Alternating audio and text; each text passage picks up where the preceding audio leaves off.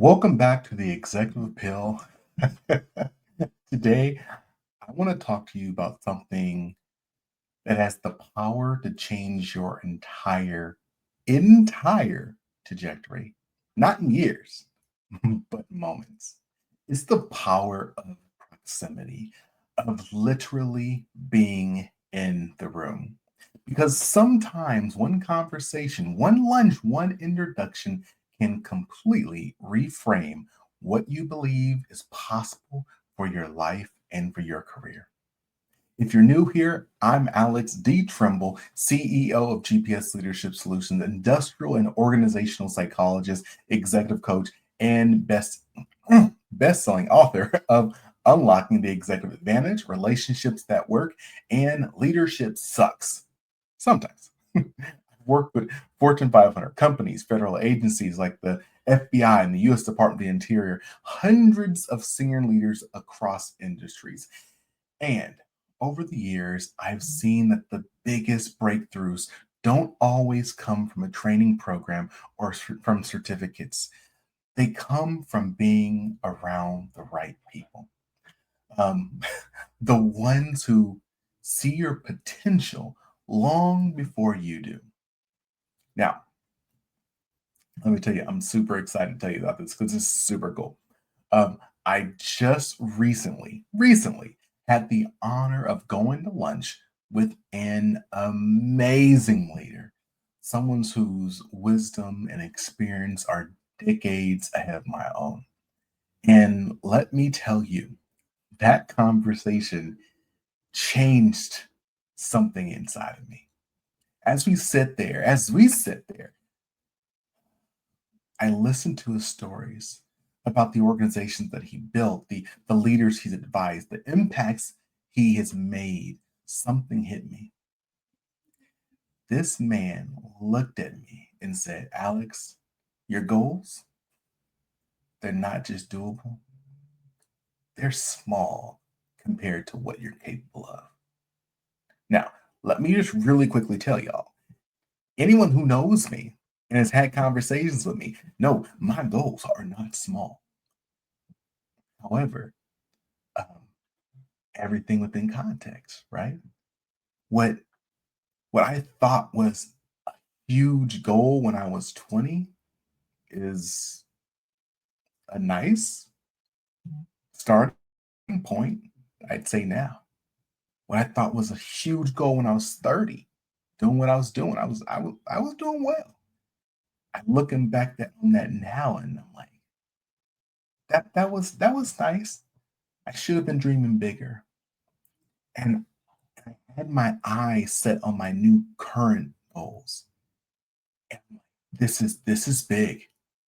This is a stretch goal for me.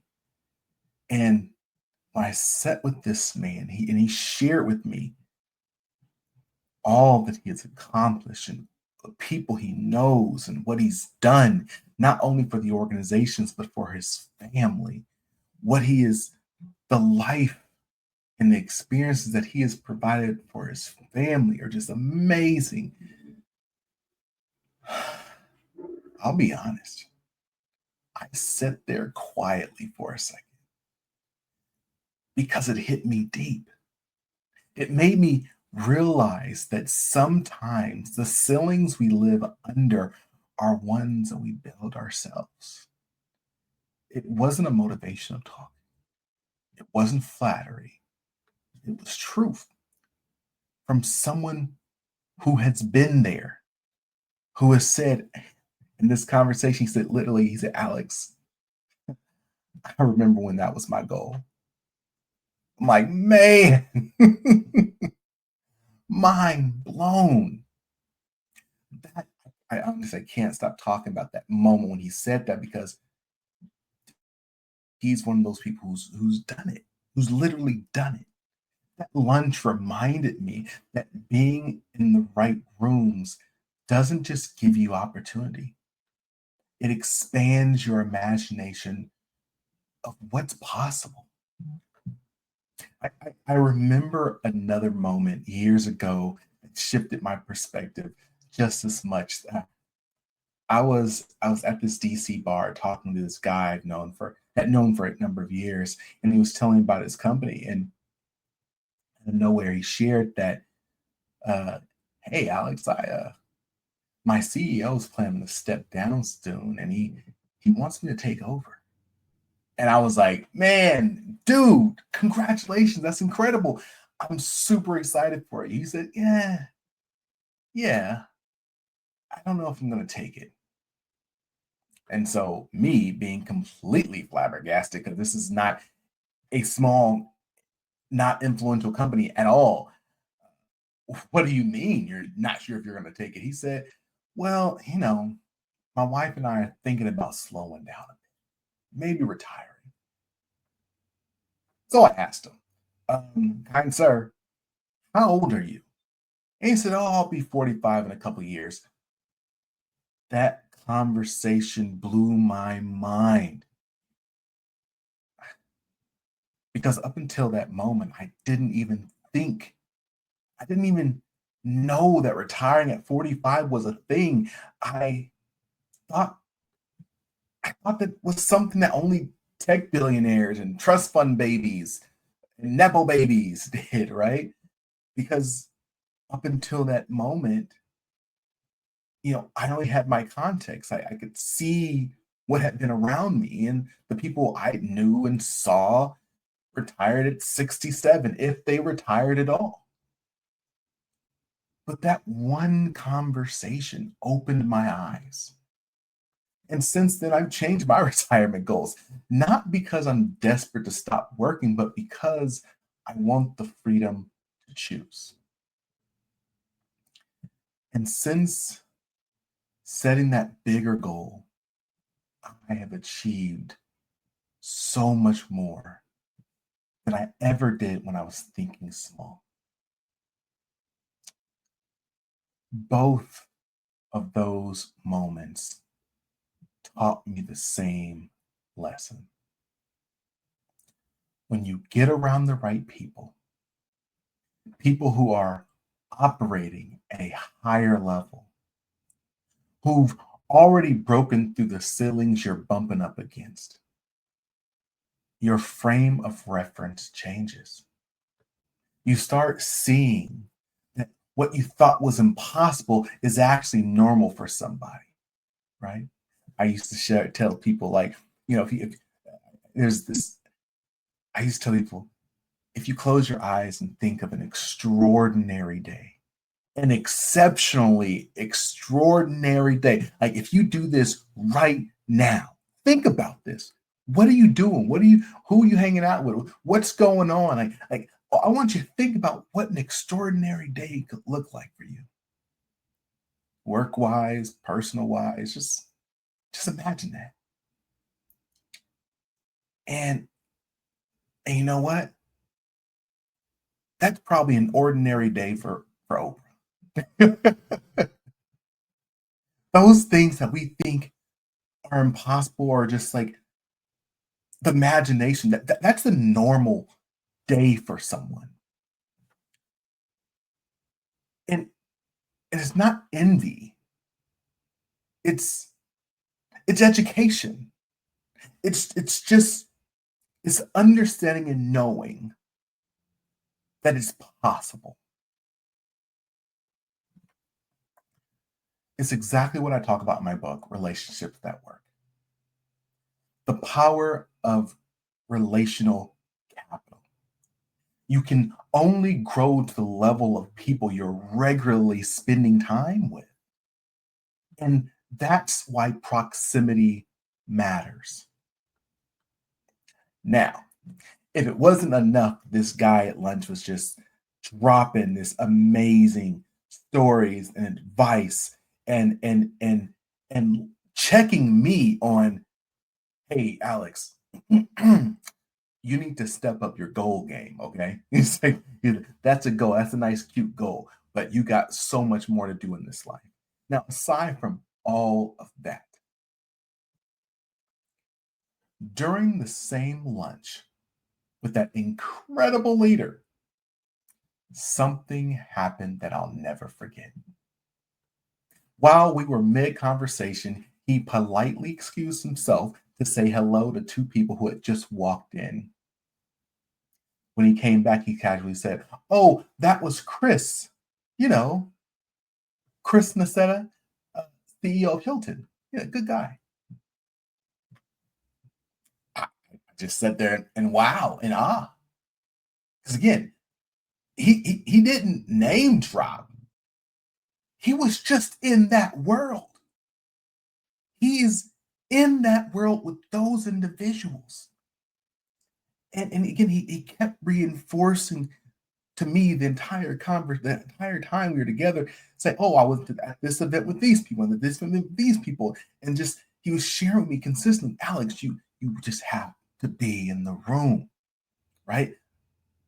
And these are things I know, I write about, I teach, but man, having someone who's in those rooms say it to you and be like, "Yeah, yeah, you're right," it hits different. But I can't tell you the story's over. Then, when we finished lunch, we were heading out, and he stopped and said, "Oh, Alex, you've got to meet them too." He walked me over, introduced me so graciously, told him about my podcast, The Executive Pill, my new book, Leadership Sucks Sometimes, and said, "You need to know this guy. He's an amazing entrepreneur, up and coming entrepreneur, doing amazing work with executive leaders. You need to know this guy." He didn't have to do that, but he did. And that moment reminded me the right people don't just tell you what to do, they open doors while they're doing it. That introduction meant more to me than what I can put into words, not because of who it was, but because of what it represented.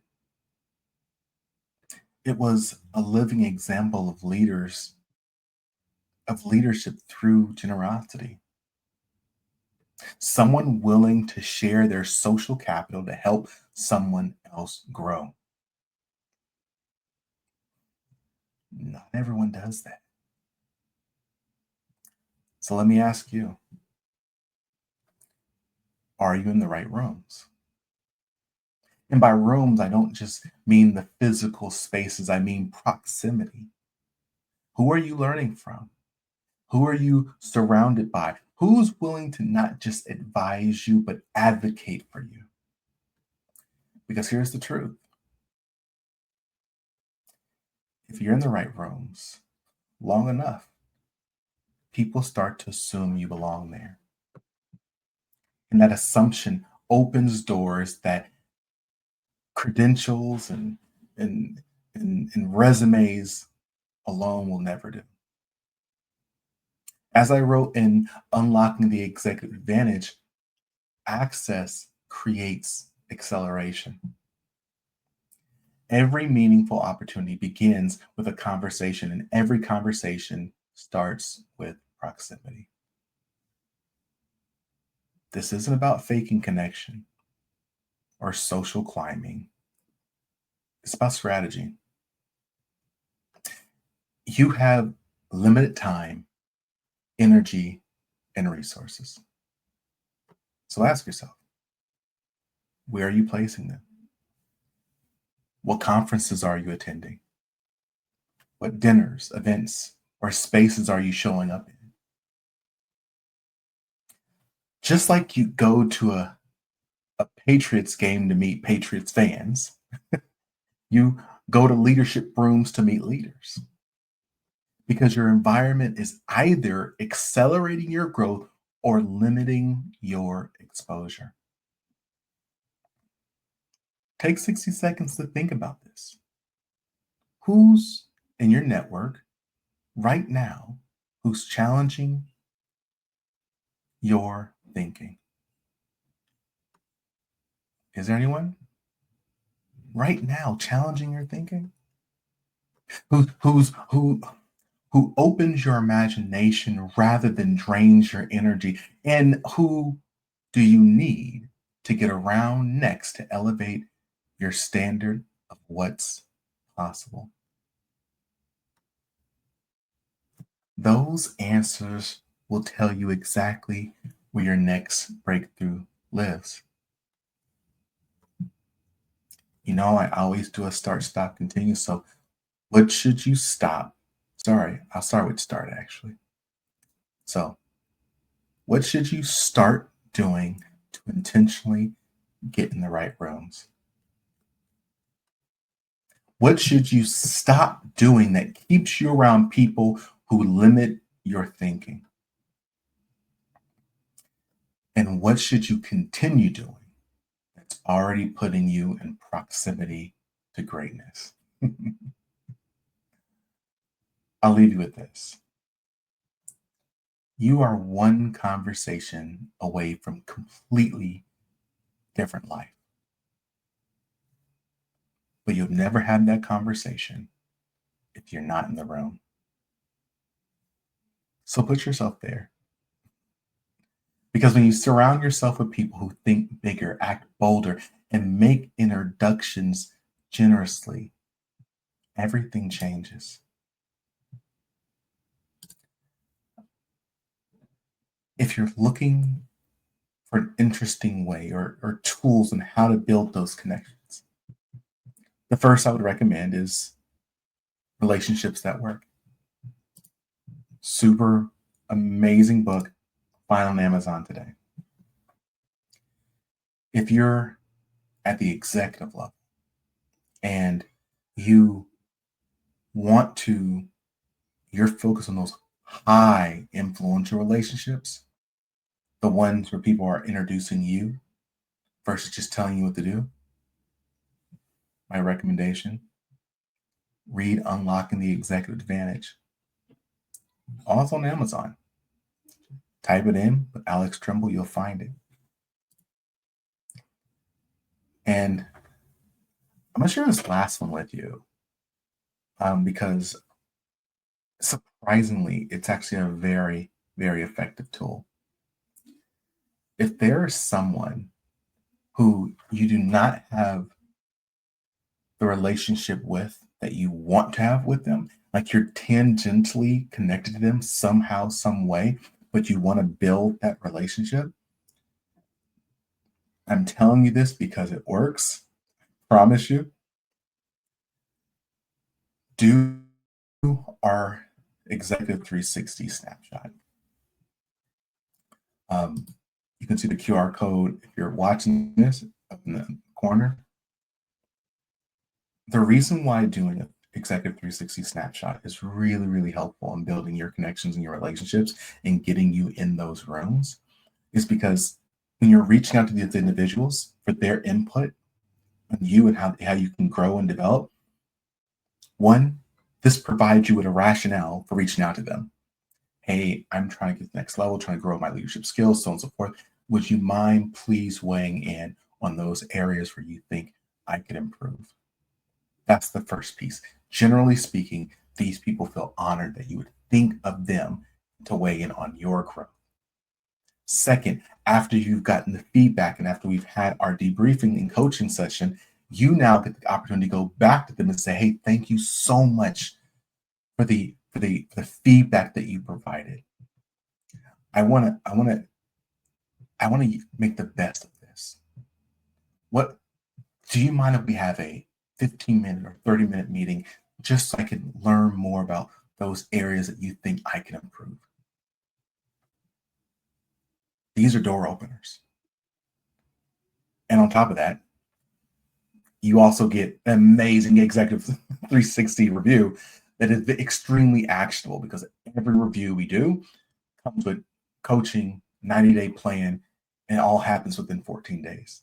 And the people we work with are very busy. We can't do lollygagging.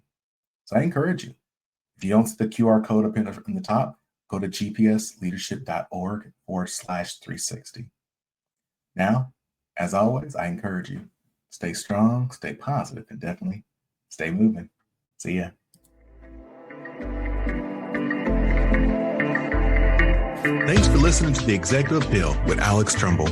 I invite you to follow The Executive Appeal wherever you listen to podcasts. Follow me, your host, Alex Tremble, across all socials or via email for exclusive webinars, courses, and speaking engagements on continued topics of executive leadership. So until next time, stay strong, stay positive, and definitely stay moving.